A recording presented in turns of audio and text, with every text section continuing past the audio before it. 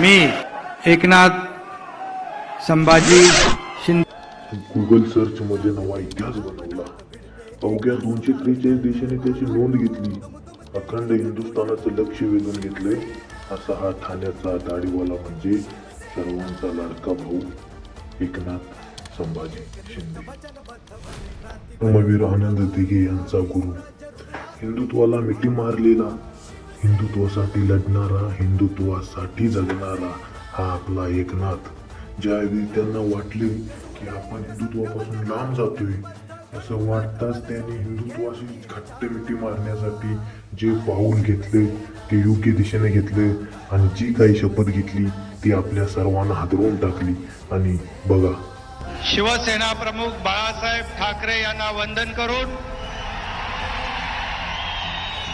धर्मवीर आनंद दिघे साहेबांचं स्मरण करून आणि बाळासाहेब ठाकरे आणि धर्मवीर आनंद दिघे या दोघांनाही स्मरून त्यांनी हिंदुत्ववादाची शपथ घेतली। ती शपथ मुख्यमंत्र्याची नव्हती, ती शपथ होती हिंदुत्ववादाची शपथ होती।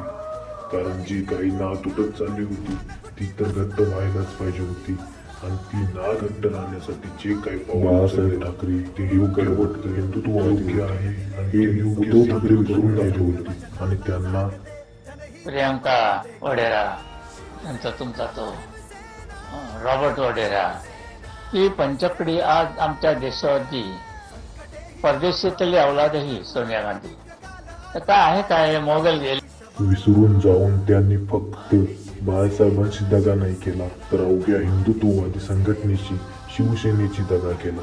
हे एकनाथ शिंदेंना कळून चुकलं होतं, म्हणूनच त्यांनी जी निर्णय घेतली ती पटापट घेतली। उद्धव ठाकरेंचं त्यांना पटत नव्हतं हे देखील योग्य होतं, कारण आपण बाळासाहेब ठाकरे यांचे विचार विसरून, हिंदुत्ववादी विचार विसरून आपण काँग्रेसची हात मिळवणी नाही केली पाहिजे होती, आपलं गठबंधन नाही तोडलं पाहिजे होतं हे त्यांना माहिती होतं। म्हणूनच अवघ्या हिंदुत्ववादी जनतेसाठी त्यांनी जे पाऊल उचललं, आपले आमदार घेऊन त्यांनी जो बंड केला आणि बंडानंतर खरी शिवसेना काय आहे हे त्यांनी दाखवून दिलं।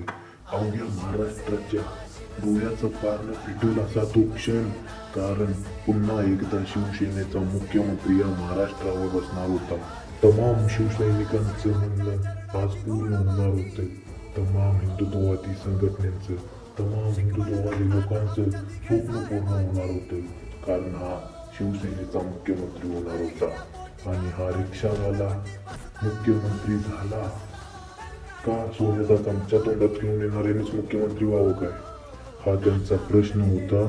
तो प्रश्न पूर्ण झाला आणि हा एकनाथ शिंदे मुख्यमंत्री झाला।